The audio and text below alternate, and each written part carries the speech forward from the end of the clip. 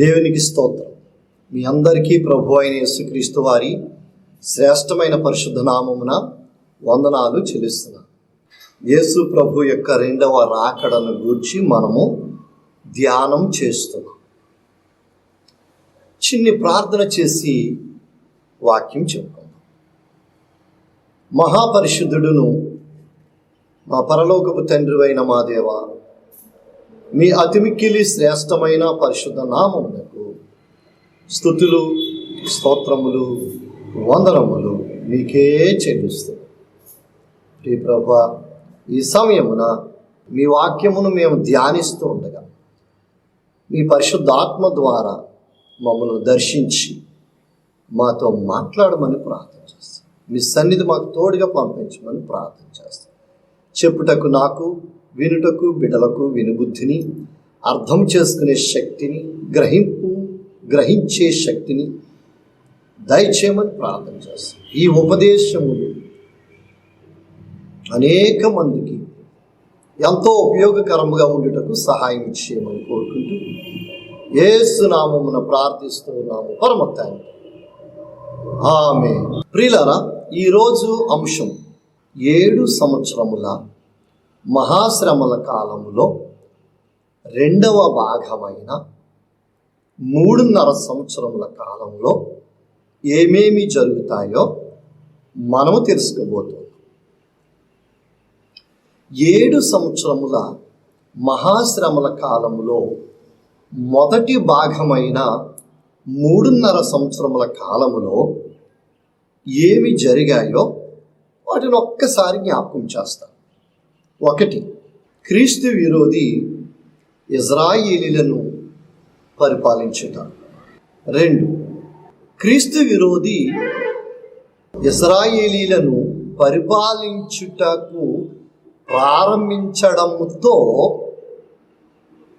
7 సంవత్సరముల మహాశ్రమల కాలము ప్రారంభమవుట. 3, యేసుక్రీస్తు వారు పరలోకములో 7 ముద్రలను విప్పుట. 4, ఇద్దరు సాక్షులు పరిచర్య చేయుట. 5, క్రీస్తు విరోధి తన ముద్రను ప్రవేశపెట్టుట. 6, దేవుడు తన ముద్రను ప్రవేశపెట్టుట. 7, ఇజ్రాయేలీలలో మగ శిశువు పుట్టుట. 8, 7 బోరలు ఊదుట. 9, 7వ బోర ఊదు సమయములో యేసు ప్రభు వారి యొక్క రెండవ రాకడలో మొదటి ప్రత్యక్షత అయిన రహస్య ప్రత్యక్షత జరుగుట, సంఘము ఎత్తబడుట. ఈ విషయాలన్నీ 7 సంవత్సరముల మహాశ్రమల కాలం మొదటి భాగములో జరుగుట మనం నేర్చుకున్నాం. 7 సంవత్సరముల మహాశ్రమల కాలంలో రెండవ భాగములో ఏం జరుగుతాయంటే, 1, ఆకాశ మండలములో 3.5 సంవత్సరములు ప్రభువు తన భక్తులకు అనేకమైన బాధ్యతలను అప్పగించుట జరుగుతుంది. 2, అదే సమయములో అనగా అదే 3.5 సంవత్సరముల కాలములో 7 దేవదూతలు 7 పాత్రలను భూమి మీద కుమ్మరించడం జరుగుతుంది. 3, ఈ 7 సంవత్సరముల మహాశ్రమల కాలము ముగింపులో యేసుక్రీస్తు వారు బహిరంగ ప్రత్యక్షత జరుగుతుంది. భక్తులు ఆకాశ మండలమునకు ఎత్తబడిన తర్వాత ఏం జరుగుతుందో పోయినసారి మనం నేర్చుకున్నాం. ఇప్పుడు 7 పాత్రలు భూమి మీద కుమ్మరింపబడేటప్పుడు జరిగే సంఘటనలను గురించి నేర్చుకుందాం. మొదటి పాత్ర ప్రకటన 16:2. క్రూర మృగము యొక్క ముద్ర గలవారికిని దాని ప్రతిమకు నమస్కారము చేయువానికిని బాధాకరమైన చెడ్డ చెడ్డ పుండు పుట్టును. అది భయంకరమైనటువంటి పుండు. అది ఎక్కడ వేస్తుంది, ఆ పుండు ఎక్కడ ఉంటుందనే విషయం మనకు తెలియలేదు, కానీ బహుశా అది వీపు మీద వేస్తాదేమో. అది రణం, అది భయంకరమైనటువంటి పుండు, అది బాధాకరమైన పుండు. అది ఎంతకాలం ఉంటుందో తెలుసండి ఆ పుండు యొక్క బాధ. ఆ పుండు మానని పుండు, అది భయంకరమైన బాధను కలిగించే పుండు. ఎన్ని మందులు వాడినా తగ్గని పుండు. భయంకరముగా ఆ పుండు బాధ పెడుతూనే ఉంటుంది. ఎవరికి వేస్తుందండి ఈ పుండు?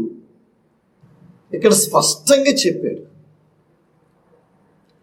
క్రీస్తు విరోధి యొక్క పేరుగల ముద్ర కానీ, ఆ పేరుకు సంబంధించిన నెంబరు కానీ ఎవరైతే వేయించుకుంటారో వారికి ఆ పుండు వేస్తాం. ఆ క్రీస్తు విరోధి యొక్క ప్రతిమ, దాని గురించి గతంలో చెప్పుకున్నాం. ఆ ప్రతిమకు ఎవరైతే పూజలు చేస్తారో వాళ్ళకి వేస్తుందంట ఈ బాధాకరమైన పుండు. ఆ పుండు యొక్క బాధతో రాత్రుళ్ళు సరిగ్గా నిద్ర పట్టదు, ఆహారము తినటానికి ఇష్టత ఉండదు, ఎప్పుడు ఏడుస్తూ మూలుగుతూ బాధను అనుభవిస్తూ గడపాలి. డాక్టర్ గారి దగ్గరికి వెళితే డాక్టర్ గారు ఈ పుండుతో చాలా బాధపడుతున్నాను, నాకు వైద్యం చేసి పుండును మానపండి అని డాక్టర్ గారి దగ్గరికి వెళితే డాక్టర్ గారు కూడా బాధపడుతూ, నాకు వేసిందమ్మా ఈ పుండు, నేను తట్టుకోలేకపోతున్నానమ్మా, నేను ఈ పుండు యొక్క బాధను ఎన్ని పెయిన్ కిల్లర్స్ వేసినా తగ్గడం లేదమ్మా, ఎన్ని యాంటీబయాటిక్స్ మెడిసిన్స్ వాడినా తగ్గడం లేదమ్మా అని ఆ డాక్టర్ గారి ఎదురు సమాధానం చెప్పి ఆ బాధాకరమైన పుండుతో 3 సంవత్సరముల 6 మాసములు బాధపడవలసిందేనట. 2వ పాత్ర ప్రకటన గ్రంథం 16వ అధ్యాయం 3వ వచనం. ఇది సముద్రములో కుమ్మరింపబడుతుందట. గనుక సముద్రము పీనుగు రక్తము వలె అయిపోతుందట. సముద్రములో ఉన్నటువంటి జీవజంతువులన్నీ చచ్చిపోతాయట. అప్పుడు తినటానికి చేపలు దొరకవండి, చేపలన్నీ చచ్చిపోతాయి. సముద్రం అంతా రక్తమైపోతుందంట. సముద్రంలో ప్రయాణించడానికి భయపడతారు. సముద్రం అంతా పీనుగు రక్తమైపోతుంది. 3వ పాత్ర ప్రకటన 16:4. ఈ 3వ పాత్ర నదులలోను జలధారలలోను కుమ్మరింపగా అవి రక్తమాయే. నదులు అనగా గోదావరి, దాని యొక్క కాలువలు అన్నీ కూడా రక్తమైపోతుందంట. జలధారలు అన్నారు, వాటర్ ఫాల్స్ ఉన్నాయి, రక్తం వస్తుందంట. అప్పుడు వాటర్ ఫాల్స్ కాదండి, బ్లడ్ ఫాల్స్ అనాలి వాటి. వాటర్ ఫాల్స్లో రక్తం, బావులలో రక్తం, చెరువులలో రక్తం, చేప విప్పితే రక్తం. ఎక్కడ చూచినా నీళ్లు మాత్రం కనపడవు, కానీ ఎక్కడ చూచినా నీళ్లకు బదులు రక్తం రక్తం రక్తం. త్రాగాలంటే రక్తం త్రాగాలి, మంచినీళ్ళు త్రాగాలంటే మంచినీళ్ళు దొరకవు, రక్తం త్రాగాలి. స్నానం చేయాలంటే నీళ్లు దొరకవు, రక్తంతో స్నానం చేయాలి. భయంకరమైన రక్తం. అప్పుడు ఒక మాట వినబడుతుంది, వర్తమాన భూతకాలములో ఉండు పవిత్రుడా, పరిశుద్ధుల రక్తమును వారి కార్చినందున తీర్పు తీర్చి వారికి రక్తము త్రాగనిచ్చితివి, దీనికి వారి పాత్రులే అని ఒక స్వరం వినబడుతుంది. 4వ పాత్ర ప్రకటన గ్రంథం 16:8. ఈ నాలుగవ పాత్ర సూర్యుని మీద కుమ్మరింపబడగా సూర్య గోళము మీద కుమ్మరింపబడుతుందట. అప్పుడు సూర్య గోళమునకు భయంకరమైనటువంటి వేడి సంభవిస్తుంది.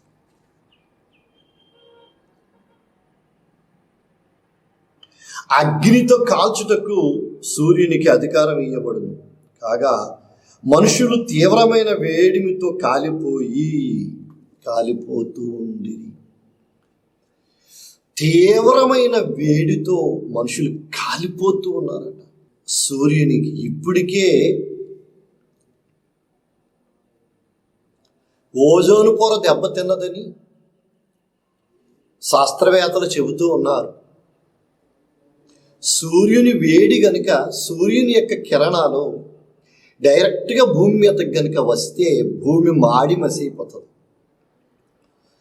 అది సూర్యుని యొక్క కాంతి కిరణాలు భూమి మీదకి డైరెక్ట్గా రాకుండా అడ్డుకుని కాపాడుతూ ఉంది ఓజోన్ పొర.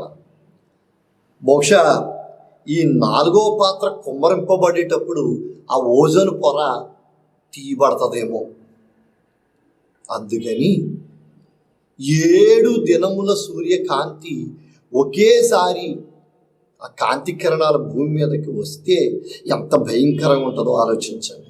అందుకనే అగ్ని చేత కాల్చుటకు సూర్యునికి అధికారం ఇవ్వబడిందట. తీవ్రమైన వేడిమితో మనుషులు కాలిపోతూ దేవుణ్ణి తిడతారంట, దేవుణ్ణి దూషిస్తారంట. అంతేగాని మనం చేసిన పాపాలకి ఇటువంటి శిక్షలు అనుభవిస్తున్నావురా బాబుని మారు మనసు మాత్రం పొందరంట. 5వ పాత్ర కుమ్మరించేటప్పుడు ప్రకటన గ్రంథం 16:10 క్రూర మృగము యొక్క సింహాసనం మీద కుమ్మరింపగా దాని రాజ్యము చీకటి ఆయను. దాని రాజ్యము చీకటి కన్నను. మనుష్యులు తమకు కలిగిన వేదనను బట్టి తమ నాలుకలు కరుచుకుని చుండిరి.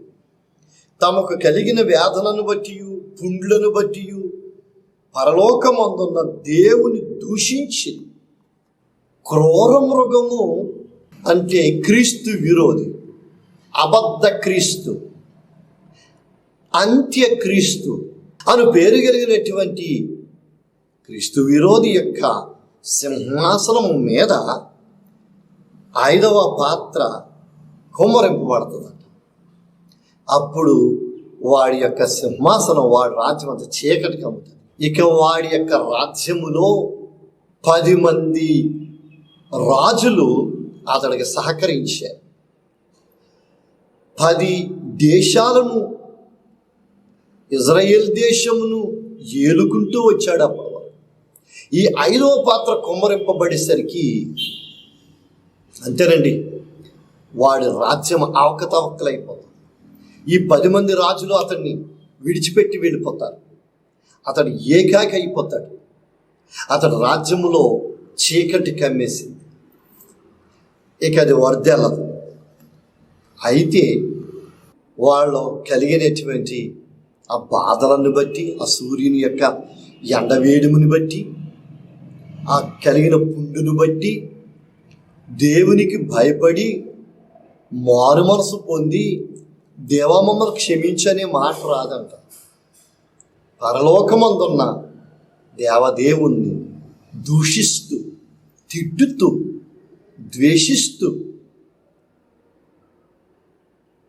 మాట్లాడతారట. ప్రకటన 16:12 6వ పాత్ర కుమ్మరింపబడేటప్పుడు యూఫ్రటీస్ అనే నది మీద 6వ పాత్ర కుమ్మరింపబడుతుందట. అప్పుడు ఆ నీళ్లు ఆరిపోయి అది ఒక రహదారిలా తయారైపోతుందట. ఆ మహానది అంతా ఒక రహదారిలాగా తయారైపోతుంది. ఆ రహదారిలో లోకములో ఉన్నటువంటి రాజులందరూ కూడా ప్రయాణం చేయటానికి వీలుగా తయారవుతుందట. ఆ 6వ పాత్ర కుమ్మరింపబడే సమయంలో ఘట సర్పము, క్రూర మృగము, అబద్ధ ప్రవక్త, ఈ ముగ్గురు నోట నుండి 3 కప్పలు బయటకు వస్తాయట. ఆ కప్పలు మామూలు కప్పలు కాదండి బాబు, అవి అపవిత్రాత్మలంట, దెయ్యాలంట. ఆ దెయ్యాలు వాళ్ళ నోట్లో నుండి బయటకు వచ్చి, వాళ్ళ నోటిలో నుండి బయటకు వచ్చి మొత్తం ప్రపంచమంతా తిరిగి ప్రపంచంలో ఉండేటువంటి మహారాజులందరినీ పోగు చేస్తాదంట ఆ దెయ్యపు ఆత్మలు. ఎందుకు ఈ 3 దెయ్యపు ఆత్మలు ఈ రాజులను ఎందుకు పోగు చేస్తుంది అని అంటే, ఇక ఎంతో కాలం లేదు, బహు కొద్ది రోజుల్లోనే ఆకాశ మండలంలో ఉన్నటువంటి యేసు ప్రభువారు భూలోకానికి బహిరంగంగా రాబోతున్నాడన్న సంగతి వాటికి తెలుసు. కాబట్టి అవి ఏం చేస్తాయంటే రాజులందరినీ పోగు చేస్తాయి. రాజులను ఎందుకు పోగు చేస్తావి అని అంటే, యేసయ్య వచ్చి రాగానే యుద్ధం చేస్తాడు. ఆ యుద్ధం పేరు హార్మగిద్దోని యుద్ధం. ఆ యుద్ధానికి ఈ భూలోకంలో ఉన్న రాజులందరినీ సిద్ధం చేస్తాయట దెయ్య పాత్ర. ఇక 7వ పాత్ర ప్రకటన గ్రంథం 16వ అధ్యాయం 17వ వచనంలో చూచినప్పుడు 7వ పాత్ర వాయుమండలం మీద కుమ్మరింపగా సమాప్తమైనదని చెప్పుచున్న గొప్ప స్వరము గర్భాలయంలోనున్న సింహాసనం నుండి వచ్చును. వాయుమండలము మీద ప్రత్యేకంగా ఒక పాత్రను కుమ్మరించవలసిన అవసరత ఏమిటి అని అంటే, సాతానుడు నివాసం ఉన్న మండలం దాని మీద కుమ్మరించేసరికి ఆ వాయుమండలం శుభ్రంగా స్మాష్ అయిపోతుంది, వాయుమండలం శుభ్రంగా నాశనం అయిపోతుంది. ఇక అపవాదికి ఆ వాయుమండలం మీదకి వెళ్ళి ఉండటానికి కూడా అవకాశం లేదు. అప్పుడు భయంకరమైన మెరుపులు, భయంకరమైనటువంటి ధ్వనులు, బాబోయ్ ఎవరికి అర్థము కాని పరిస్థితి, భయంకరమైనటువంటి మెరుపులు ప్రపంచమంతా ఏమైపోతామో తెలియని అయోమయం, ప్రపంచం అంతా భయంకరమైనటువంటి మెరుపులు మెరుస్తాయి.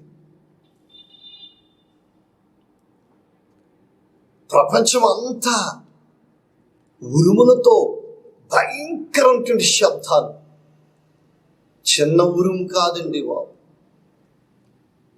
పిడుగులు పడుతున్నాయా, ప్రతి ఉరుముకు పిడుగు పడుతుంది అన్నంత భయంకరమైనటువంటి శబ్దాలు, భయం, ఆందోళన, ఎక్కడికి పోవాలి, ఎక్కడ దోకోలో కూడా తెలియదు. అదే సమయంలో భూమి పుట్టింది మొదలుకొని అంతవరకు జరగని భయంకరమైనటువంటి పెద్ద భూకంపం కలుగుతుందట. అంత భయంకరమైన భూకంపం అంతవరకు కలగలేదట ఈ ప్రపంచం. అది అంత పెద్దదట. ఆ సమయంలో ప్రసిద్ధమైన మహాపట్టణము 3 భాగాలు అయిపోతుంది. ఉదాహరణ బబులోను అన్నాడు. బబులోను అనేటువంటి దేశము 3 భాగాలు అయిపోతుంది. అన్యజనుల పట్టణములు కూలిపోతాయి, ప్రతి ద్వీపము పారిపోతాయి, పర్వతాలకి కనబడవంట. 5 మణుగుల బరువు కలిగినటువంటి పెద్ద వడగండ్లు కురుస్తాయటండి బాబు. అంతవరకు వడగండ్ల వాన కురిస్తే ఏదో ఈ మాత్రం సైజు వడగండ్లు, చిన్ని సైజు వడగండ్లు పడడం తెలుసు కానీ 5 మణుగుల వడగండ్లు పట్టం అంటే ఎంత భయంకరంగా ఉంటుందో ఆలోచించండి. ఆకాశం నుండి 5 మణుగుల బరువు కలిగిన వడగండ్లు పడితే అది ఎవరి మీద పడితే వాళ్ళు పచ్చడైపోతారు. ఏ వస్తువు మీద పడినది పచ్చడైపోతుంది. ఈ కార్ల మీద పడితే కార్లు ధ్వంసం అయిపోతాయి, చెట్ల మీద పడితే చెట్లు విరిగిపోతాయి. ఇక ఏం చెప్పమంటారు? అది బరువైన వడగండి. అంత భయంకరమైనటువంటి బీభత్సం జరిగిపోతుంది. 7వ పాత్ర కుమ్మరింపబడేటప్పుడు భయంకరమైనటువంటి బీభత్సం భయంకర. ఓ ప్రక్క నుండి ఉరుములు, ఓ ప్రక్క నుండి పిడుగులు, ఓ ప్రక్క నుండి ఉరుము శబ్దాలు, ఓ ప్రక్క నుండి భూకంపం, ఓ ప్రక్క నుండి పెద్ద పెద్ద వడగండ్లు. ఇంత బీభత్సం ఇంత భయంకరమైన బీభత్సం జరిగిన తర్వాత అంతా నిశ్శబ్దం అయిపోతుంది. అంతా నిశ్శబ్దం, అంతా నిర్మానుష్యం. మనుషులందరికీ అయోమయంగా ఉంటుంది. ఇంకా ఏం జరగబోతుందో బాబోయ్, ఇంకా ఏ భయంకరమైనటువంటి సంఘటనలు మనం చూస్తామో. భయము, మనుషులు ధైర్యం లేక భయముతో వణికిపోతూ ఉంటారు. అలాంటి సమయంలో యేసు ప్రభువారు ఆకాశ మండలము నుండి భూమండలం మీదకి దిగి రావడం జరుగుతుంది. అది ఎలా జరుగుతుందో వివరిస్తాను. ముందుగా దాని గురించి కొన్ని వాక్యాలు మీ ముందు ఉంచుతాను. అనంతరం యేసయ్య ఆకాశ మండలం నుండి భూమండలమునకు ఎలా వస్తారో వివరిస్తాను. ఈ 7వ పాత్ర కుమ్మరింపబడటంతో 7 సంవత్సరముల మహాశ్రమల కాలము ముగింపు అవడం జరుగుతుంది. మత్తయి సువార్త 24వ అధ్యాయము 29వ వచనములో మనం చూసినప్పుడు ఆ దినముల శ్రమ ముగిసిన వెంటనే, చూసారా ఎంత స్పష్టంగా వ్రాయబడిందో. ఆ దినముల శ్రమ ముగిసిన వెంటనే చీకటి సూర్యుని కమ్మును, చంద్రుడు కాంతినియ్యడు, ఆకాశము నుండి నక్షత్రములు రాలును, ఆకాశమందుల శక్తులు కదిలింపబడును. అపోస్తలుల కార్యముల గ్రంథం 2వ అధ్యాయం 20వ వచనం. ప్రభు ప్రత్యక్షమగు ఆ మహాదినము రాక మునుపు సూర్యుడు చీకటిగాను చంద్రుడు రక్తముగాను మారును. చూసారా, ఒక్కసారిగా చీకటి సూర్యుని కమ్మేసింది. అందుకని సూర్యుడు వెలిగివ్వడం, చీకటైపో, చంద్రబింబం, చంద్రగోళం రక్తంగా మారిపోతుంది. దానివలన కూడా భూలోకంలో కాంతి లేదు. చీకటి అయోమయం, చీకటిమయం, గాఢాంధకారం అయిపోతుంది ప్రపంచం అంతా. మత్తయి సువార్త 24:30 అప్పుడు మనుష్య కుమారుని సూచన ఆకాశమందు కనబడును. మత్తయి సువార్త 24:30లో చూచినప్పుడు అప్పుడు మనుష్య కుమారుని సూచన ఆకాశమందు కనబడును. అప్పుడు మనుష్య కుమారుడు ప్రభావముతోనూ మహామహిమతోనూ ఆకాశ మేఘారూఢుడై వచ్చుట చూచి భూమి మీద ఉన్న సకల గోత్రముల వారు రొమ్ము కొట్టుకుందురు. అలాగే లూకా సువార్త 21:27లోను, మార్కు సువార్త 13:26లోను అప్పుడు మనుష్య కుమారుడు మహాప్రభావముతోనూ మహిమతోనూ మేఘారూఢుడై వచ్చుట చూచెదరు. ప్రకటన 1:7 ఇదిగో ఆయన మేఘారూఢుడై వచ్చుచున్నాడు, ప్రతి నేత్రము ఆయనను చూచెదరు, ఆయనను పొడిచిన వారు ఆయనను చూచెదరు, భూజనులందరూ ఆయనను చూచి రొమ్ము కొట్టుకుందురు. 7 సంవత్సరముల మహాశ్రమల కాలము పూర్తయిన వెంటనే యేసు ప్రభువారు ఆకాశ మండలము నుండి భూమండలం మీదకి రావడం ప్రారంభమవుతుంది. అది ఎంత అద్భుతంగా జరుగుతుందో వివరిస్తున్నాను, గమనించండి. జకరియా గ్రంథము 14వ అధ్యాయము 6-7 వచనాల వరకు చూచినప్పుడు నా దేవుడైన యెహోవా ప్రత్యక్షమగును, యెహోవా ఆ దినమున ప్రకాశమానమగునని సంకుచితము కాగా వెలుగు లేకపోయేను. ఆ సమయములో సూర్యుడు చీకటైపోయాడు, ఇక వెలుగు లేదు. చంద్రుడు రక్తముగా మారిపోయాడు. సూర్యుని ద్వారాను వెలుగు లేదు, చంద్రుని ద్వారాను వెలుగు లేదు. ఆ దినము ప్రత్యేకమైనదిగా నుండును, అది యెహోవాకు తెలియబడిన దినము. చూడండి, మళ్ళా అంటున్నాడు, అది పగలు కాదు, రాత్రి కాదు. పగలు కాదంట, రాత్రి కాదంట. అది మరి ఏ టైం అంట? అది అస్తమయ సమయం అంట. ఆ అస్తమయ సమయములో ప్రపంచం అంతా కటిక చీకటితో ఉన్నప్పుడు ఆ చీకటిలో నక్షత్రాలు రాలుతాయంట. ఒక గొప్ప శబ్దముతో ప్రపంచమంతా వినబడేటువంటి శబ్దముతో బోర ఊదబడతారు. బాబోయ్ భయంకరం. ఆ బోర శబ్దము ఊదబడే కొలది, ఊదబడే కొలది భయంకరమైనటువంటి భయం, ఆందోళన ప్రజల్లో కలుగుతుంది. ఎంతసేపు అది ఊదబడుతుందో గుక్క తిప్పకుండా, ఆఫ్టింగ్ లేకుండా ఊదబడుతూ ఉంటుంది ఆ బోర. అందరూ వింటారు బోర శబ్దం. ప్రజలందరికీ, ప్రపంచంలో ఉన్న ప్రజలకు ఏం జరుగుతుందో తెలియని అయోమయం పరిస్థితి. ఆ కటిక చీకటిలో, ఆ నిశిరాత్రిలో, గాఢాంధకారమయమైన ఆ కటిక చీకటిలో అందరికీ కనిపించే ఒక వెలుగు, ఒక నక్షత్రం లాంటి ఒక చుక్క కనిపిస్తుందంట ప్రజలందరికీ. అది ఒక వెలుగు. అది దిగుతుంది. ఆ వెలుగు అంతకంతకు పెరుగుతోంది, అభివృద్ధి చెందుతోంది. అది కిందకి దిగే కొలది చాలా విస్తరించి చాలా గొప్ప వెలుగును ప్రసరిస్తుంది.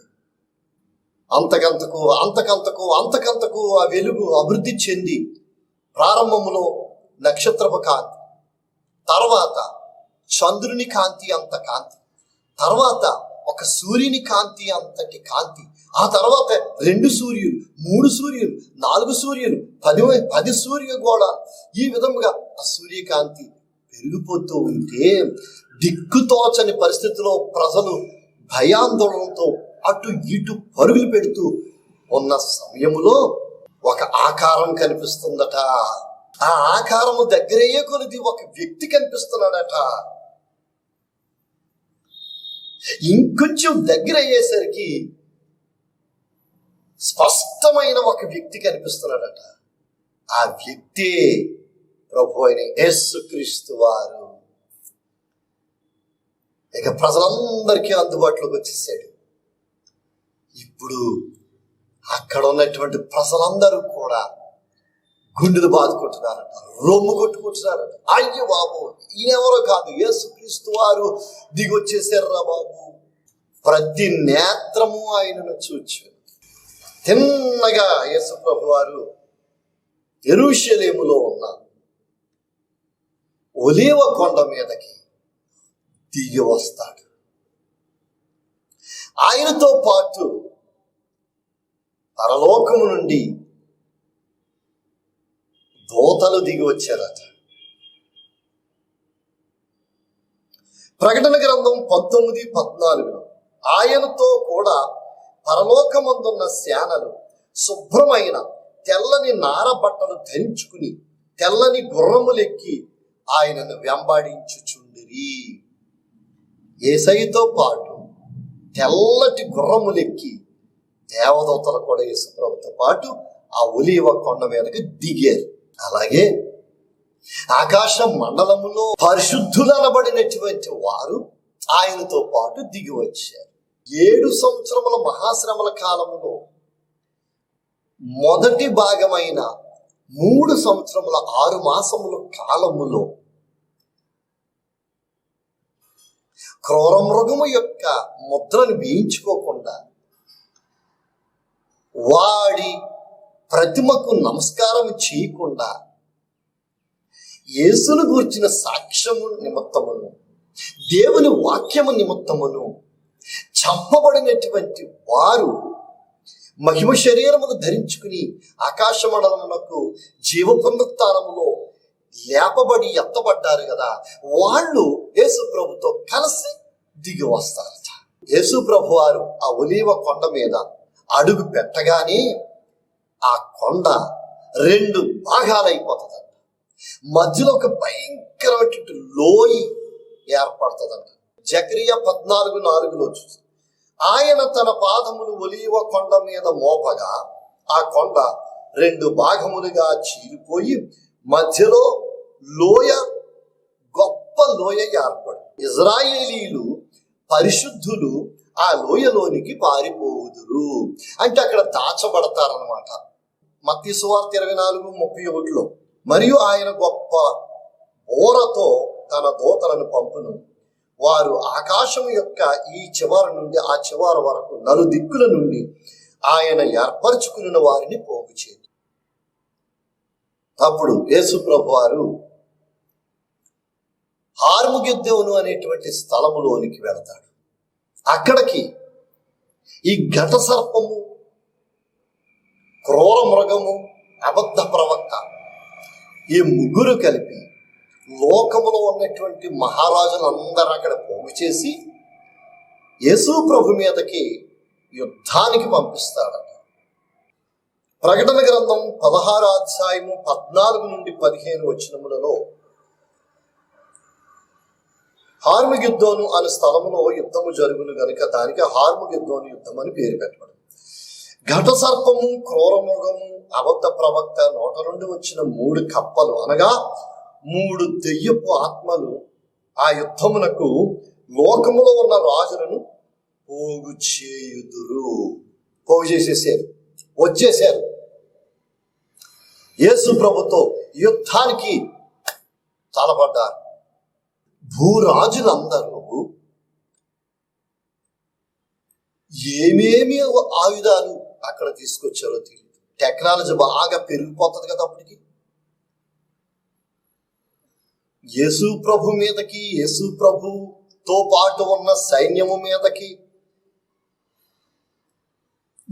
ఏ ఏ ఆయుధాలను ప్రయోగిస్తారో మనకు తెలియదు. కానీ భయంకరమైన ఆయుధాలతో వచ్చేసారు. ప్రపంచం అంతా ఒకటైపోయింది. యేసయ్య ఒక్కడు ఒకటయ్యాడు. ఇది భయంకరమైన యుద్ధం అండి. అంతవరకు ఈ ప్రపంచంలో మనుషులతో మనుషులు యుద్ధం చేశారు. కానీ ఇప్పుడు మనుషులందరూ కలిపి దేవుడితో యుద్ధం చేస్తున్నారు. దేవుడి చేతిలో బళ్ళెము లేదు, దేవుడి దగ్గర బాంబులు లేవు, దేవుడి దగ్గర క్షిపణులు లేవు, యుద్ధ విమానాలు లేవు, యుద్ధ ట్యాంకులు లేవు. ఏమీ లేని వట్టి చేతులతో యేసయ్య హార్ముగిద్దోను అనే స్థలములో ఉన్నాడు. ఆయనతో పాటు పరలోకం నుండి దిగి వచ్చిన సైన్యం ఉన్నది. ఇప్పుడు యేసయ్య మీద యుద్ధం చేయటానికి వాళ్ళు బాంబులు ప్రయోగిస్తున్నారు, క్షిపణులు ప్రయోగిస్తున్నారు, యుద్ధ విమానాలు ప్రయోగిస్తున్నారు, ఏవేవో చేస్తున్నారు. కానీ అవేమి కూడా యేసు ప్రభుని కానీ యేసు ప్రభుతో ఉన్న సైన్యముని కానీ ఇసుమంతా కూడా కదపలేకపోతూ ఉన్నాయి. అవి విఫలమైపోతున్నాయి. జకరియా గ్రంథం 14వ అధ్యాయం 12 నుండి 13 వచనాల వరకు ఉన్న భాగమును మీరు చూస్తే, మరియు యెహోవా తెగులు పుట్టించి యెరూషలేము మీద యుద్ధము చేసిన వారిని అందరినీ ఇలాగమవుతుంది. ఓకే, అలా ఉంచాను. ఆ దినమున యెహోవా వారిలో గొప్ప కల్లోలము పుట్టింపగా వారందరూ ఒకరినొకరు విరోధులై ఒకరి మీద ఒకరు పడుదురు. ఫస్ట్ ఆఫ్ ఆల్ వీళ్ళు ఎన్నో మారణ ఆయుధాలు ఉపయోగించారు దేవుడి మీద, ఒక్కడు కూడా పనిచేయలేదు. ఇక యేసయ్య యుద్ధం చేయడం ప్రారంభించాడు. ప్రారంభమున జరిగినటువంటిది ఏమిటో తెలుసండి. అక్కడ చెప్తున్నాడు, ప్రకటన గ్రంథం 19:15 చూస్తున్నాడు. ఆయన యుద్ధము చేయుటకు తన నోట నుండి వాడిగల ఖడ్గము బయలు వెడులుచున్నది. యేసయ్య నోట నుండి వాడిగల ఖడ్గం బయలుదేరిందంట. ఏమిటిండి ఆ ఖడ్గం? ఏమిటో కాదు, ఆయన వాక్యమే ఖడ్గం. ఆయన వాక్యే ఒక పెద్ద క్షిపణి. ఆయన మాటే ఒక పెద్ద బాంబు. ఆయన నోట నుండి ఆ ఖడ్గము వంటి మాట పలకడం ప్రారంభించారు. ఫస్ట్ ఏం జరిగిందో తెలుసా? అక్కడ ఉన్నటువంటి రాజులు ఒకరికొకరు విరోధులైపోయారు. వారు యేసయ్య మీదకి బాంబులు ప్రయోగించడం మానేసి ఒకళ్ళ మీద ఒకళ్ళు బాంబులు వేసుకుని ప్రయోగించుకోవడం ప్రారంభించారు. ఆ బాంబుల వల్ల కొంతమంది చచ్చిపోయారు. ఒకళ్ళ మీద ఒకళ్ళు క్షిపణులు ప్రయోగించడం ప్రారంభించారు. దానివల్ల కొంతమంది చచ్చిపోయారు. ఇక మారణాయుధాలన్నీ కూడా ఒకళ్ళ మీద ఒకళ్ళు ప్రయోగించుకుని వాళ్ళందరూ చాలామంది వాటి వలన చచ్చిపోయారు. వారిలో కల్లోలము, గొప్ప కల్లోలము పుట్టింపగా ఒకరికొకరు విరోధులై ఒకరినొకరు చంపుకున్నారంట. రెండవది, ఆ యుద్ధము చేసేటువంటి వాళ్ళందరి మీదకి తెగులు పుట్టించాడట. అది ఎలాంటి తెగులట? వారి కన్నులు ఆ కన్ను త్వరలో ఉండి ఇమ్మీడియట్లుగా కుళ్ళిపోయి రసిలు కారుతున్నాయంట. వారి నోళ్ళల్లో నాలుక కుళ్ళిపోతుందట. వాళ్ళ దేహములు ఉన్న పాటున కుళ్ళిపోవడం ప్రారంభించాయంట. భయంకరమైన తెగులు. అదేమి తెగులో గాని మనిషిలాగే ఉంటాడు. మనిషి అవయవాలన్నీ కుళ్ళిపోతూ ఉంటాయి. ఆఖరిగా ఆ దేహం కుళ్ళిపోయి నేలను రాలిపోతారు. అదండి యుద్ధం. హార్మగెద్దోను యుద్ధము జరిగింది. ప్రకటన గ్రంథం 19వ అధ్యాయం 17 నుండి చదువుతున్నాను వినండి. మరియు ఒక దూత సూర్య బింబములో నిలిచి ఉండుట చూచి తిని అతడు గొప్ప శబ్దముతో ఆర్భటించి, రండి, రాజుల మాంసమును, సహస్రాధిపతుల మాంసమును, బలిష్ఠుల మాంసమును, గుర్రముల మాంసమును, వాటి మీద కూర్చుండు వారి మాంసమును, స్వతంత్రులదేమి, దాసులదేమి, కొద్దివారిదేమి, గొప్పవారిదేమి, అందరి యొక్క మాంసము తినుటకై దేవుని గొప్ప విందుకు కూడి రండని ఆకాశ మధ్యమందు ఎగురుచున్న సమస్త పక్షులను పిలిచారు. వారి మాంసమును పక్షులన్నీయు కడుపారా తినేను. పక్షులన్నిటికీ ఒక గొప్ప విందు జరిగిందండి బాబు. ఆ విందులో ఆ విందు భోజనాన్ని ఆరంగించేయంట. బలిష్ఠులైనటువంటి వాళ్ళు మాంసం తిన్నాయంట, కడుపారా తిన్నాయంట. అలాంటి విందు ఆ పక్షులకి ఎప్పుడు దొరికి ఉండదు. యుద్ధం సమాప్తం. హార్మగెద్దోను యుద్ధం అయిపోయింది. ఆ యుద్ధములో ఘట సర్పము, క్రూర మృగము, అబద్ధ ప్రవక్తయు చిత్తుగా ఓడిపోయారు. గొర్రెపిల్ల వారిపై గొప్ప విజయం సాధించి విశ్వవిజేతగా, విజయశాలిగా గొర్రెపిల్ల అనబడేటువంటి యేసుక్రీస్తు వారు ఘన విజయాన్ని సాధించారు. ఓడిపోయిన ఘట సర్పము అనబడే సాతానును ప్రకటన గ్రంథం 20వ అధ్యాయం 1 నుండి 3 వచనాలు చూచినప్పుడు, ఆది సర్పము అనగా అపవాదియు సాతాను అను పిలువబడిన ఆ ఘట సర్పమును పట్టుకుని బంధించి అగాధములో పడవేసి అగాధమును మూసి దానికి ముద్ర వేసి 1000 సంవత్సరములు ఆ అపవాదిని ఆ అగాధములో బంధించారు. ఆ 1000 సంవత్సరములు వాడు మనుషులను మోసం చేయటానికి వీలు పడకుండా బంధించేశారు. ఇక క్రూర మృగము, అబద్ధ ప్రవక్తను పట్టుకుని నరకంలో పడవేశారు. ప్రకటన గ్రంథం 19వ అధ్యాయం 20 వచనం. అప్పుడు ఆ మృగమును దాని ఎదుట సూచక్రియలు చేసి దాని ముద్రను వేయించుకున్న వారిని, ఆ మృగపు ప్రతిమకు నమస్కరించిన వారిని మోసపరచిన ఆ అబద్ధ ప్రవక్తయు పట్టబడి వారిద్దరూ గంధకముతో మండు అగ్నిగుండములో ప్రాణముతోనే వేయబడిరి. ఇక్కడతో హార్మగెద్దోను యుద్ధము పూర్తయింది. యేసయ్య బహిరంగ ప్రత్యక్షత జరిగింది. ఆయన భూలోకానికి రావడం జరిగింది. సాతాను బంధింపబడడం జరిగింది. క్రూర మృగము అబద్ధ ప్రవక్త నరకములో వేయబడడం జరిగింది. తర్వాత యేసు ప్రభువారు ఈ భూలోకమును 1000 సంవత్సరములు పరిపాలించడం జరుగుతుంది. అది వచ్చేసారి నేర్చుకుందాం. దేవుడి వాక్యమును మన వినికిడిలో దీవించుగాక. ఆమేన్. చిన్న ప్రార్థన చేస్తాను. మహాపరిశుద్ధుడును మా పరలోకపు తండ్రివైన మా దేవా, మీకు స్తోత్రం. ఇంతవరకు చెప్పిన వాక్యము బిడ్డలకు అర్థమవుటకు సహాయం చేయి. గ్రహింపు శక్తి పరిశుద్ధాత్మ ద్వారా దయచేయి. వాక్యము ద్వారా జరగబోయే సత్యములను గ్రహించి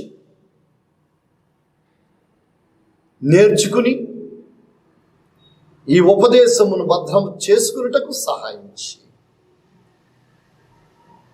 మహిమ ఘనత ప్రభావం మీరే పొందండి. వాక్యం ఆలకించిన భక్తులందరినీ ఒక్కొక్కరిని పేరు పేరు చొప్పున దీవించి ఆశీర్వదించండి. ప్రభువా వందనాలు. ఇదిగో ప్రపంచములో వైరస్ ద్వారా భయంకరమైనటువంటి సంఘటనలు జరుగుతున్నాయి. ప్రభువా దయచేసి ఈ కరోనా వైరస్ను మీరు అరికట్టండి. ప్రభువా దీనికి త్వరగా వ్యాక్సిన్ కనిపెట్టబడుటకు, త్వరగా అందుబాటులోకి వచ్చేటకు సహాయం చేయండి. ప్రభువా ఇంకా మిమ్మల్ని నమ్మని బిడ్డలు ఎందరో ఉన్నారు. ప్రభువా ప్రతి ఒక్కరు మిమ్మల్ని నమ్ముకుని మీ భక్తులవుటకు సహాయం చేయమని ప్రార్థిస్తున్నాను. మిమ్మల్ని నమ్మిన భక్తులందరూ ఆత్మీయంగా ఎదుగుటకు, విశ్వాసమందు బలపడుటకు, ప్రార్థనలో మరి ఎక్కువగా ఎదుగుటకు మీరే కృప చూపించమని ప్రార్థన చేస్తున్నాను. నిన్ను నమ్ముకున్న ప్రతి ఒక్క బిడ్డ మీ ప్రియకుమారుడు యేసుక్రీస్తు వారి 2వ రాకడ గురించి ఎదురు చూచుటకు సహాయం చేయమని మనవి చేసుకుంటూ మా ప్రభువుని మీ ప్రియకుమారుడు యేసుక్రీస్తు వారి శ్రేష్టమైన నామమును బట్టి ప్రార్థించి వేడుకుంటూ ఉన్నాము పరమ తండ్రి. ఆమేన్. ఆశీర్వాదం. ఇప్పుడు మన తండ్రి అయిన దేవుని ప్రేమయు, మన ప్రభు అయిన యేసుక్రీస్తు వారి కృపయు, పరిశుద్ధాత్మ యొక్క ఆదరణ, ఆనందం, శాంతి, సమాధానం వాక్యం ఆలకించిన భక్తులందరికీ ప్రభు కృప ఇప్పుడును ఎల్లప్పుడును సదాకాలం తోడయుండునుగాక. ఆమేన్. ఆమేన్. అందరికీ వందనాలు. ప్రియులారా, ఇంతవరకు మా ఛానల్ని సబ్స్క్రైబ్ చేయని ఎడల దయచేసి సబ్స్క్రైబ్ చేయండి. వాక్యం ఆలకించిన బిడ్డలందరూ ఒక లైక్ కొట్టండి. ఈ వాక్యమును అనేక మందికి షేర్ చేయండి. ఈ వాక్యం అనేక మంది వినేలా అందరం కృషి చేద్దాం. సువార్త పనిలో మనమందరము భాగస్థులం అవుదాం.